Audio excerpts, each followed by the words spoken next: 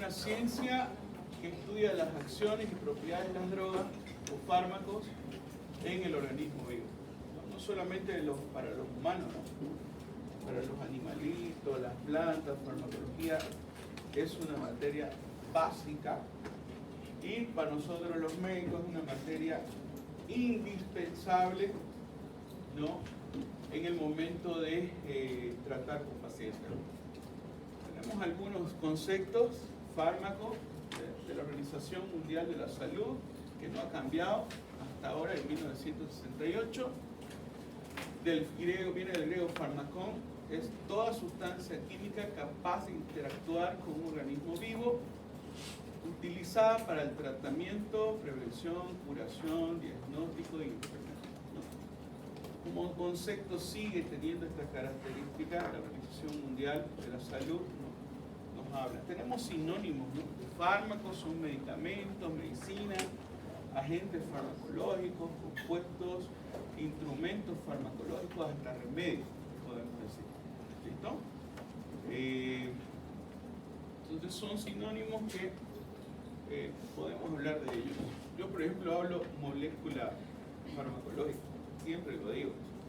Entonces, es lo mismo que decir principio activo, fármaco, en este caso. ¿Listo? La molécula farmacológica, me van a escuchar siempre hablar de eso. Me acostumbré. ¿Ya? De repente ustedes se acostumbran a otros términos y es válido, por supuesto que es. Las principales ramas de farmacología viene a ser la farmacognosia. ¿Qué es la farmacognosia? Es el origen de la molécula farmacológica, del principio activo. Por ejemplo, de plantas, la farmacología viene de hace mucho tiempo, 500 años atrás, ¿no? Donde las principales fuentes de información que tenían en la observación eran las plantas, ¿no? Entonces, por ejemplo, tenían su origen de plantas. Algunas moléculas que conozcan ustedes de fármacos que se relacionen con plantas. En otros países la farmacología también se lleva el estudio de las moléculas que se activan a través de origen de las plantas. En Alemania, por ejemplo, ¿no? Hay un curso de solamente plantas en medicina, ¿no? ¿Qué es lo que hace? Igualito que farmacología, ¿no? Entonces nuestros orígenes y la parte natural que viene a ser, la estudia la farmacología. Plantas que pueden producir fármacos, los opioides, ¿no? Vamos a ver, o minerales, como cual, por ejemplo, el litio, ¿no? Tienen origen natural. Farmacotecnia y farmacia. Nosotros solamente tenemos que conocer como médicos la presentación de las moléculas farmacológicas. La presentación viene a ser cápsulas, ungüentos, cremas, ampollas. Las presentaciones están dirigidas a ese tipo de situación. Tenemos que conocerlas, sí. Las presentaciones son muy importantes que las conozcamos, por eso es que ustedes van a hacer su recetario y en el recetario van a poner la presentación, los miligramos que vienen en esa presentación, ¿no? Van a poner la cantidad, eso lo vamos a ver, pero los farmacéuticos la producen los fármacos, ¿no? Nosotros no llegamos a ese nivel, ¿no? Como médicos conocemos mecanismos de acción, interacción, reacción adversa. Y otros me preguntaban, doctor, ¿vamos a hacerme actividad con hacer un medicamento? No tenemos esa competencia nosotros, porque eso lo hace el farmacéutico, el especialista en eso, el que estudió 4 años, es como nosotros, ¿no? Tiene el farmacéutico potestad de indicar terapéutica. No la tienen, como nosotros también no podemos meternos en su rama de ellos, ¿no? Entonces hay cosas y límites que nosotros tenemos que tener, y nosotros sabemos el límite, somos médicos, trabajamos todos los días con esto, menos mi persona, todos los días trabaja con pacientes y con retrovirales, ¿no? Esperando reacciones adversas, interacción farmacológica, y es muy interesante y hermoso seguir la farmacovigilancia del paciente. Vamos a ver qué es la farmacovigilancia. Entonces, la manufactura está relacionada con farmacotecnia y farmacia. Los farmacéuticos nos ayudan mucho, por ejemplo, en la administración de la molécula farmacológica. Ellos son los tipos de la película, ¿no? Nos ayudan a mejorar que el paciente tenga adherencia al medicamento, ¿no? En farmacia ellos les explican cómo tomar, qué características tiene el fármaco. Debería ser así. Yo les estoy hablando como debería ser. Nos ayudan bastante, ¿no? En ese sentido. La farmacocinética. ¿Qué es la farmacocinética? Está relacionada con lo que la droga o la molécula farmacológica le hace a nuestro cuerpo. Absorción, distribución, metabolismo y eliminación. Ayer estábamos hablando de eso y les decía, es muy importante conocer la absorción, la distribución, el metabolismo y la eliminación. Vamos a ir hablando de ello, ¿no? La farmacodinamia. Aquí nos divertimos mucho con fisiología, bioquímica. ¿Por qué? Porque es el mecanismo de acción de la molécula farmacológica. Los fármacos no producen nuevas funciones en la célula. Lo único que hacen los fármacos es estimular o inhibir. Su efecto puede ser agonista o puede ser antagonista de una célula. Nunca a una célula, un fármaco nunca a una célula nerviosa, a una célula muscular, ¿no? Le va a hacer que produzca, por ejemplo, una hormona. Posible. Fisiología pura. Las células, si ustedes tienen que producir un efecto, por ejemplo, en las células cardíacas, ¿qué podemos producir? Aumento de la frecuencia cardíaca. Vamos a hacer. Podemos producir en el corazón efectos fisiológicos que se llaman efectos simpáticos. ¿No es? ¿Se acuerdan? Todo lo positivo del corazón. Inotropismo, cronotropismo, pacnotropismo. Todo lo positivo del corazón podemos producir, sí. Y podemos producir solamente un efecto de lo positivo del corazón, como el inotropismo positivo, y producir disminución de la frecuencia cardíaca. Se puede, ¿no? Los fármacos actuales, ¿no?, están relacionados con las características específicas de la fisiología. Podemos decir que la farmacodinamia hay que conocerla. En algún momento se tuvo fármacos que no se tenían ni idea del mecanismo de acción, pero se sabía que curaban. En algún momento hubo ese tipo, y ahí comienzan las investigaciones, ¿ya?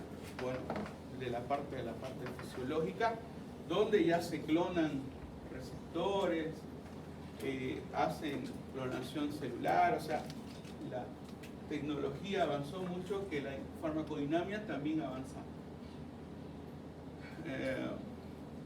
Y tenemos nosotros no un recuerdo de eso, un recuerdo malo de eso, de hace no sé mucho tiempo. ¿Cuántos años tenían cuando sucedió el COVID?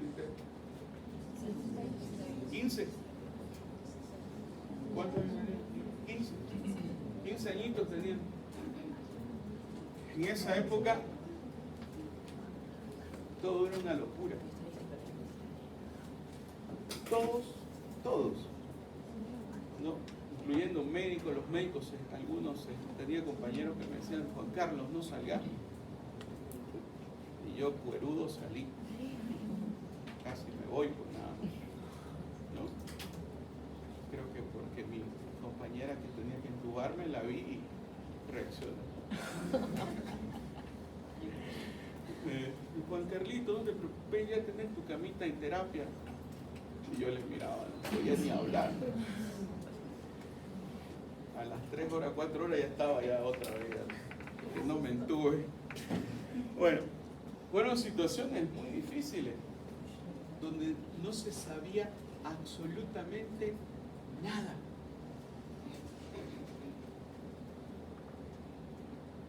¿No? Y algunos compañeros, como les digo, me llamaban, me decían, no, salgan, esconderte, y yo tenía que trabajar con mis pacientes con VIH en comunidad de encuentro. Y ellos, mis pacientes de comunidad, ni uno se enfermó, ni uno.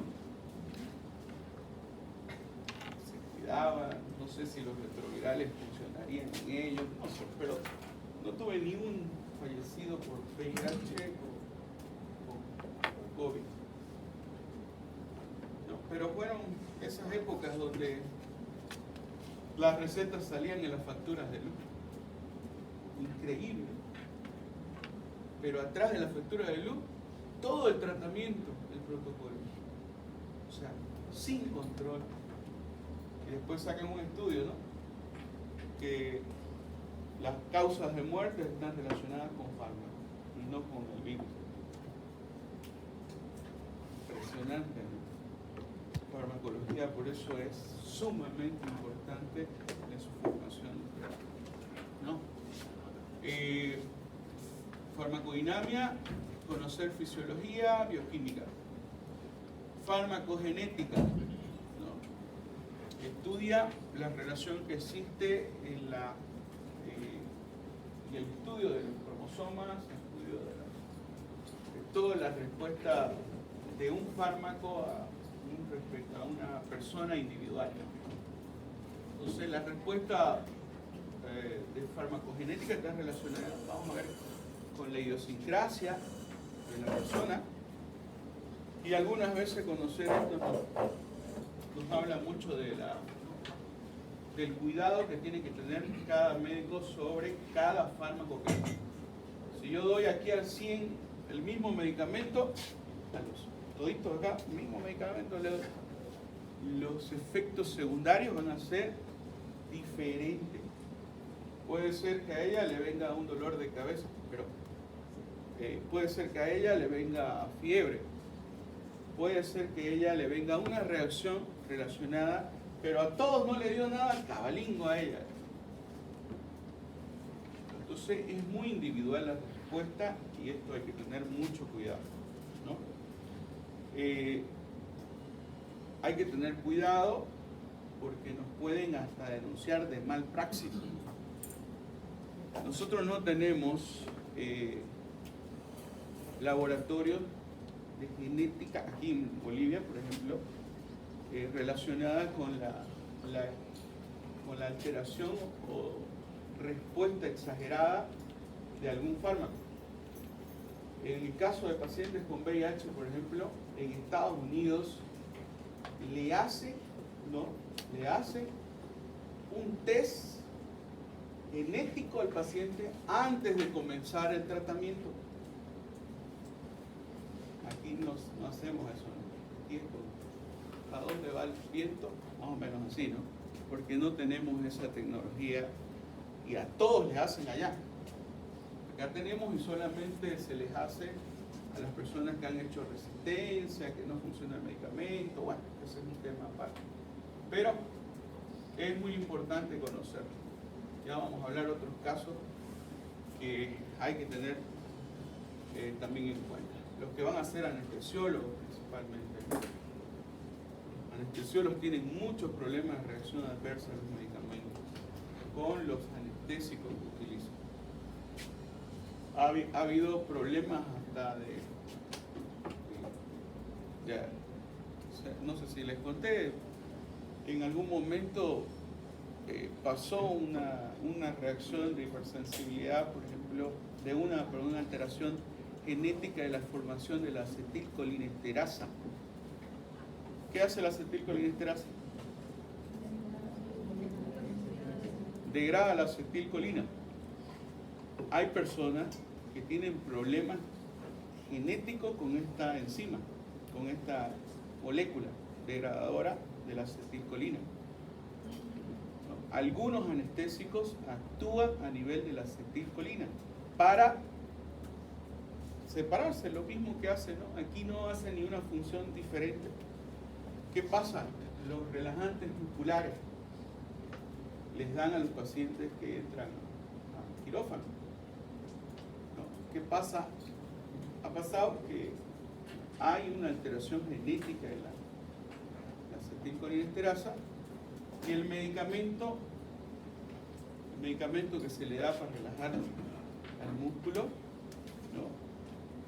Continúa, se prolonga sus características, podemos decir, de duración. Entonces, ¿qué pasa? El anestesiólogo saca el tubo, ¿no? Y algunas veces no se da cuenta que el paciente no está respirando. Tendría que volver a respirar en un tiempo y no lo hace.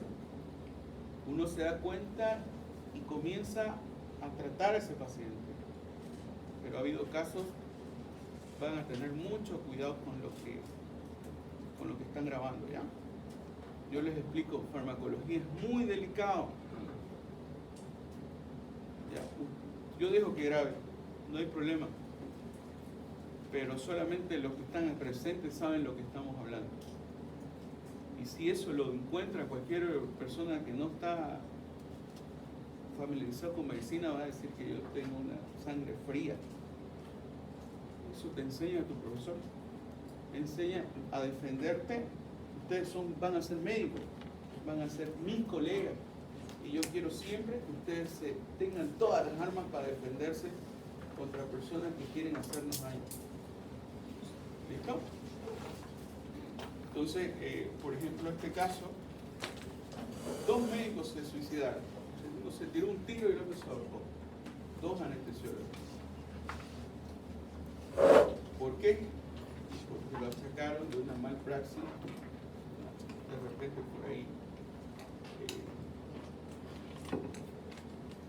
se conocen del caso, ¿no? Y lo dejó con parálisis, deja con parálisis. Hubieron varios casos sonados aquí en Santa Cruz, pero uno de los mejores anestesiólogos de aquí de Santa Cruz pasó eso. Pero entonces, no voy a decir nombre ni nada, ¿no? Pero ¿qué pasó? ¿No? Nosotros no tenemos esa capacidad de estudios genética. Entonces, pero en otros países lo hacen, ¿no? Otros países más bien desarrollados, donde entran a quirófano, pues los anestésicos lo tienen bien supervisado.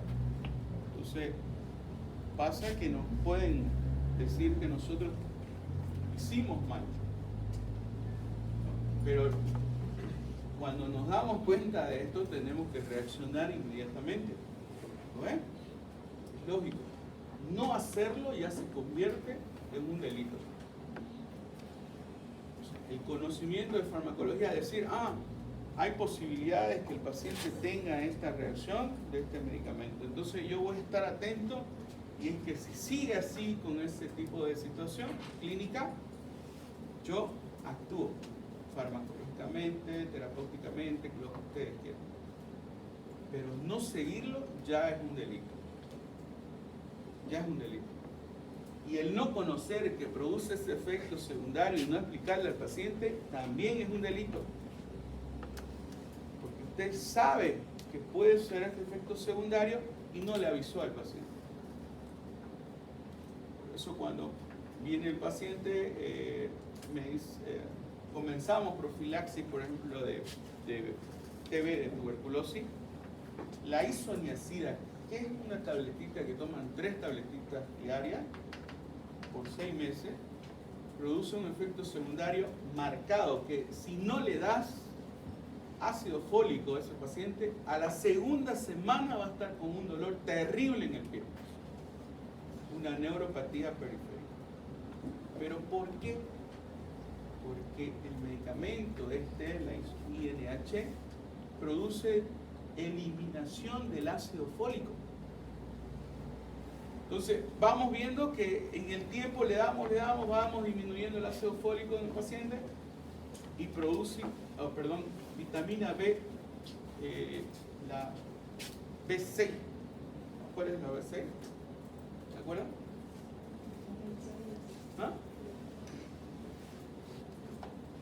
¿Cuál es la vitamina B6? ¿Se acuerdan de la vitamina B? ¿La B6 cuál es? Perdón, era la B6, no ácido fólico. B6.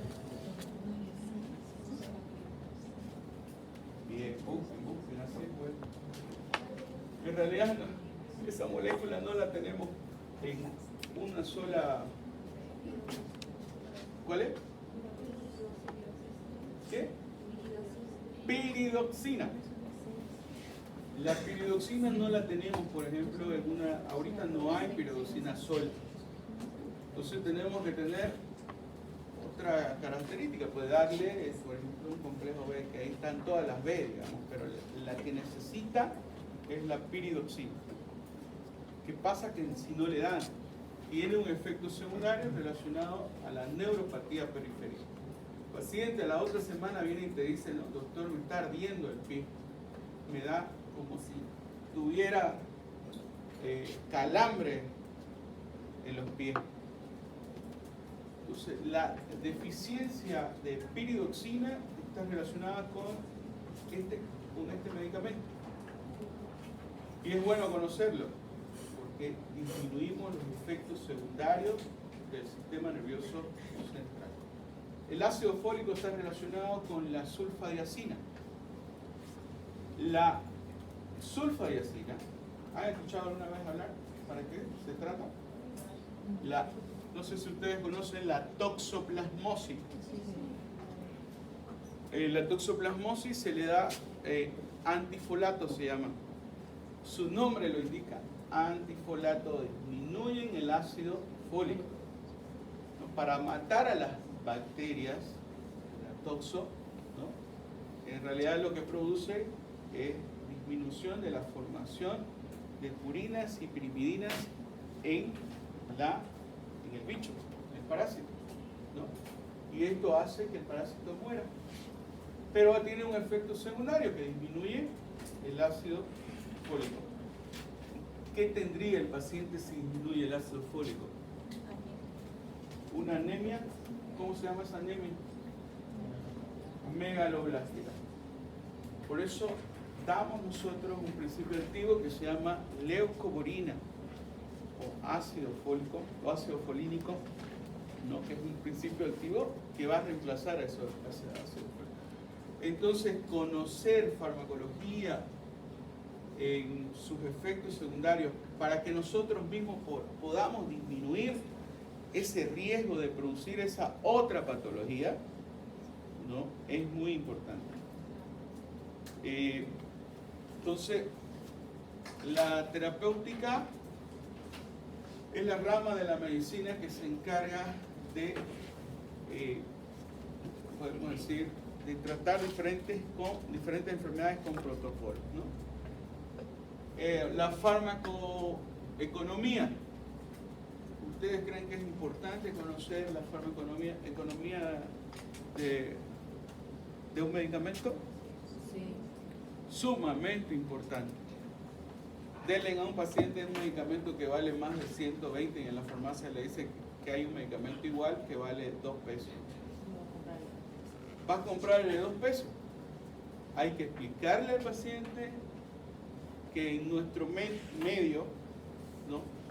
La farmacoequivalencia, la farmacovigilancia es muy pobre. Porque la Organización Mundial de la Salud nos dice que un medicamento con nombre genérico tiene que tener las mismas características, ¿no? De eficiencia, de calidad de un medicamento, ¿no? Con nombre comercial. Pregunten si eso se cumple. Si hiciéramos un estudio de eso, por eso yo no me meto mucho a hacer esos estudios, porque los laboratorios van a estar detrás de mí, ¿no? Detrás de la persona que haga la investigación. Cualquiera piensa que es chiste, pero hasta películas de esto hay. Por curioso, un profesor y sus alumnos los mandaron al otro lado. Entonces, la parte económica es muy, pero muy delicada. La corrupción. Muy bien. parte humana es poca, la parte económica es alta. Encontraron 4 toneladas de medicamentos en el Alto, con nombres comerciales de renombre, que solamente tenían azúcar, almidón, principio activo, casi nada. Lo encontraron. Imagínense cuántos medicamentos de eso llega. Eso es lo que se encontró hace unos 3, 4 años atrás. Después yo no he escuchado más de decir que hayan encontrado. Medicamentos encontramos hasta donde se vende la ropa pesada, ¿cómo se llama? La Cumave. Ustedes van bien al fondo y van a encontrar miles de medicamentos. Imagínense, el control de nuestras autoridades es bastante especial. Entonces, no hablemos más de eso, pero la parte económica es muy importante, ¿no? Y hay que decirle al paciente la realidad, ¿no? Va a encontrar de 2.50, pero ese de 2.50 no tiene la misma efectividad que uno que vale 25 o 28 bolívares, con la marca, entre comillas, por supuesto, ¿no? Porque el paciente va a ir siempre a los más baratos, ¿no? Incluyendo a algunos que tienen dinero. ¿Y qué hacen los pacientes cuando les pones nombre comercial y vale más? Agarran tu receta y la botan. Y ahí se acabó tu tratamiento. Entonces hay que estar, lo normal sería que no paguen, pues, como lo hace Brasil, ¿no? ¿Quién es brasilero ahí? Ni uno. ¿Usted es brasilero? ¿Qué hacen en Brasil? ¿Le dan la medicación? ¿Ah? No hay venta, ¿eh? ¿Qué hace Argentina? Parecido, ¿no? Pero yo no sé cómo llegan medicamentos de por allá acá. Tienen que tener su fábrica, ¿no? Bueno, entonces tenemos a la farmacoeconomía, la farmacoepidemiología. ¿Qué estudia la farmacoepidemiología? A una población y la reacción farmacológica a esa población, ¿no? Farmacovigilancia. Nosotros tenemos que hacer farmacovigilancia. Debería ser el especialista, que es el farmacólogo, el farmacéutico, pero nosotros tenemos que tener vigilancia de la molécula farmacológica que le damos al paciente. ¿Cómo la toma? Si la tomó a honora, con qué la tomó, cuántos días dejó la medicación, por qué la dejó. Tenemos que buscar información de todo lo que hace ese paciente con la medicación desde el momento que nosotros le damos al paciente esa medicación. Para nosotros es muy importante eso. Por ejemplo, lo que trabajamos con medicamentos que le damos de por vida a los pacientes, ¿no? Siempre vienen con la excusa de que yo viajé y por eso no pude venir a recoger mi medicamento. Ahora era, miren, el medicamento de retroviral es gratis. Yo todavía estuve cuando el medicamento del retroviral tenían que pagarlo. Cada mes tenían que poner $400. Pregúntenme cómo sufría esa gente. Todavía yo estuve en esa época donde ese año que salí médico, ¿no? Entré al hospital y por un examen de competencia ahí, una convocatoria en Santa Cruz, y varios se presentaron de Argentina, Brasil, recién salido y gané me acuerdo de eso. Y ahí llegué y de los 40 pacientes que había, 5 recibían tratamiento. O sea, 5 eran los que tenían plata. Todos los demás los vían morir. ¿No? Han muerto. ¿Cuántos? Debo tener registrado la marca más alta certificado de defunción. ¿No? ¿Pero por qué? Porque no había en esa época gratis. Ahora es gratis y no aprovechan. Algunos son graves, se van, abandonan y uno tiene que preguntarle por qué abandonó, porque el culpable es uno. Bueno, se denuncia el caso. Nunca vayan a dejar, en el caso mío yo lo denuncio. Doctor, por favor, no me denuncie. No la voy a denunciar, porque el momento que le pase algo, usted me va a achacar a mí. Usted me va a achacar a mí y va a decir que yo no le quise dar sus medicamentos, que yo no que yo no estaba en el consultorio. Bueno, miles de cosas se inventan. Entonces los hago firmar, los mando a psicología, los hago una bulla tremenda. Ustedes siempre hagan bulla. Nunca se queden callados, porque por estar callados cometemos errores. Casos así, miren, jovencitos de 14, 15 años, van a que le den, como ellos saben que donde yo trabajo se le da profilaxis para tratamiento, para prevenir el VIH. Entonces, niños de 14, 15 años, dar una medicación y que le pase algo, pregunten si van a preguntar si hicimos lo correcto o no. Entonces hay que tener mucho cuidado, hacer bulla, llamar a defensoría, y algunas veces ellos desaparecen, los chicos. ¿Por qué? Porque la chica le dijo que tenía VIH de nacimiento y el chico, por ejemplo,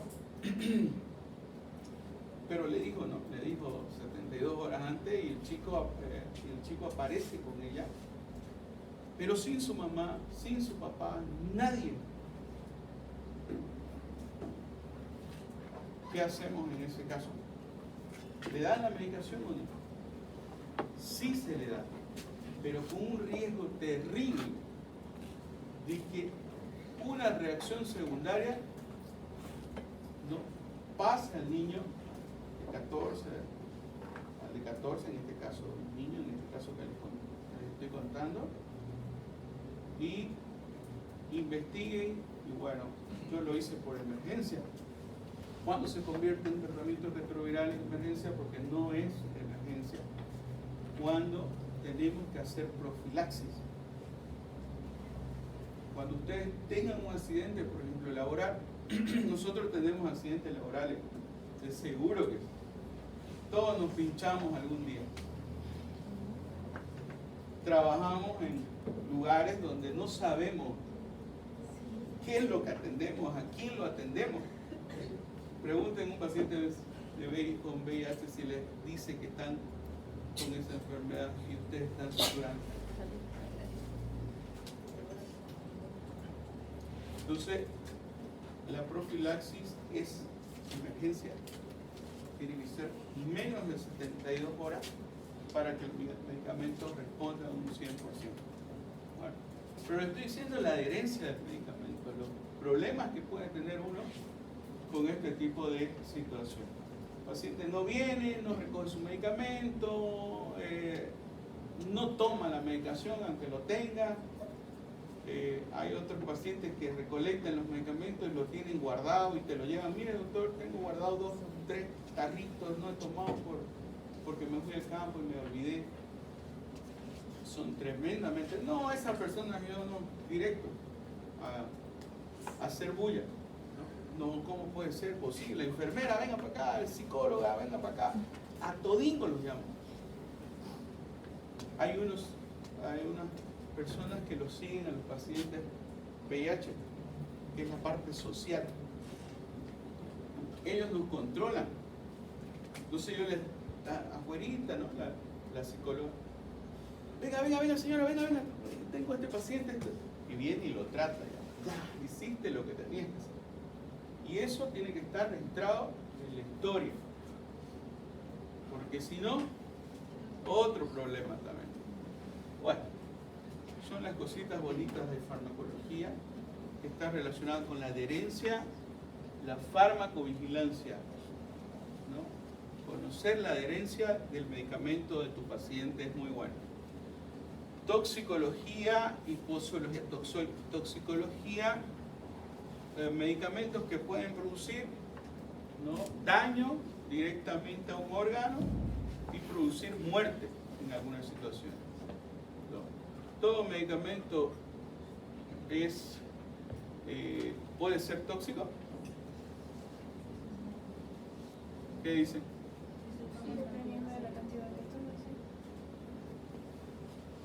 La cantidad de la molécula, ¿no?, farmacológica está relacionado con la toxicidad, decía Paracelso hace muchos tiempos atrás. Posología. ¿Qué es la posología? Es el arte de medicar. La posología está relacionada con saber dosis, con saber presentación, con saber cuántos días podemos utilizar ese medicamento. Y es por eso que su recetario es importantísimo, que lo hagan bien hecho. Busquen información, chicos. Yo me voy a dedicar a revisar y lo vamos a hacer en algún momento dado conmigo. Yo sé que ustedes, si no le agarran las manitos y lo hacen conmigo, no lo van a hacer nunca, ¿no? Pero acuérdense que van a estar solos. En algún momento van a estar solos. Y en ese momento que ustedes estén solos y se acuerden del doctor Suárez, que decía: estudien farmacocinética, farmacodinámica, interacción, ya se van a dar cuenta que es importante para nuestra evolución del paciente, ¿no? Conceptos de terminología: tenemos farmacología molecular, acción de los fármacos a nivel molecular, introducidos en el organismo, llegan a nivel celular, donde a su vez hay un intercambio con otras moléculas. Parecido en farmacología celular. Farmacología médico-clínica es la que nosotros damos, porque es orientado a la terapéutica. Es orientado a la terapéutica, porque ustedes tienen una materia que se llama terapéutica, ¿no? Nosotros conocemos familias, conocemos cuáles pertenecen a esa familia, conocemos cómo actúa esa familia, conocemos la farmacocinética de esa familia, conocemos la interacción y reacción adversa. De repente la terapéutica puede cambiar en algún momento. Me decían: ¿cambió la terapéutica de infección urinaria? Sí. Más antes se le daba de primera elección ciprofloxacina. Ahora ya no, se le da nitrofurantoína. Aunque ese medicamento ya estaba en el protocolo para las infecciones urinarias, pero no estaba de primera elección. Ustedes cuando ustedes lleven terapéutica de sus propias especialidades, van a decir: el doctor nos explicó que la digoxina, ya no se usa la digoxina. Van a tener en cuenta que cada paciente, cada característica, las moléculas farmacológicas que nosotros conozcamos, es muy importante. Es importante conocer el último fármaco. Es importante, pero no es el mejor tratamiento. ¿Por qué? En algunas situaciones no es.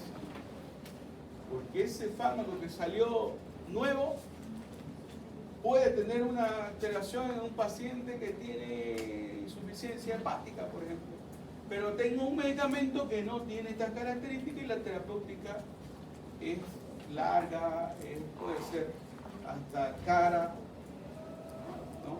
Pero es una terapéutica que va de acuerdo a las características de tu paciente, va con esas observaciones. No el medicamento que sale de nuevo siempre va a ser el mejor.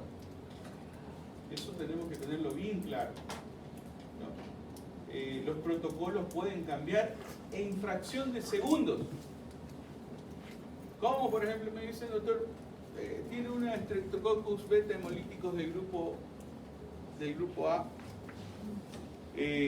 una faringoamigdalitis, y viene el paciente y el protocolo dice, así dice, ¿no? Primer opción, penicilina benzatínica, sigue teniendo una sensibilidad del 95%. Pero cambia el protocolo cuando te dicen, doctor, mire, tengo un problema con los beta, con la penicilina. Soy alérgico a la penicilina. ¿Cambia el protocolo? Por supuesto que cambia. Se va a otro medicamento y dice, los macrólidos, acitromicina. Y le decís, ¿tomó acitromicina? Sí, doctor, en la pandemia tomé unas 20 acitromicinas y no puedo ya tomar ese medicamento. Nos vamos a otra familia, ¿no? Nos vamos a las cefalosporinas de tercera y nos dicen, doctor, pero si esa ya me coloqué más de 20 veces y no me ha hecho nada. Nos vamos a otra familia, ¿no? A las tetraciclinas. O sea, farmacología es así. Es así. Ustedes conocen la familia y van ubicándose en qué familia le puede servir de terapéutica a sus pacientes. Eso es farmacología, el conocimiento de farmacología.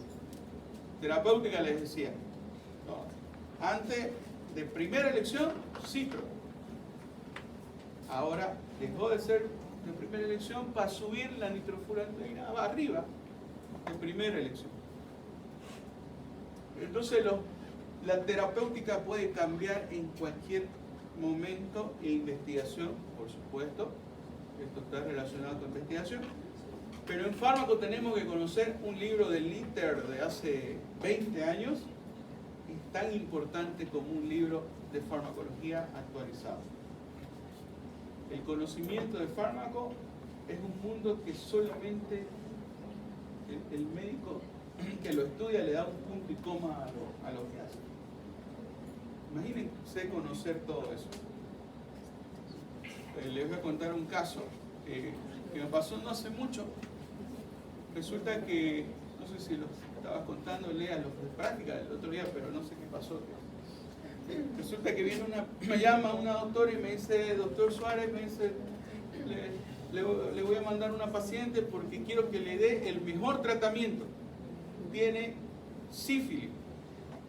Ya le hemos dado penicilina, ya le hemos dado tetraciclina. Queremos el mejor medicamento y lo estamos mandando con usted para que usted lo vea. Le expliqué a la doctora que los pacientes que tienen sífilis, el PDRL sale positivo, reactivo al 6 meses y a los 12 meses y al año.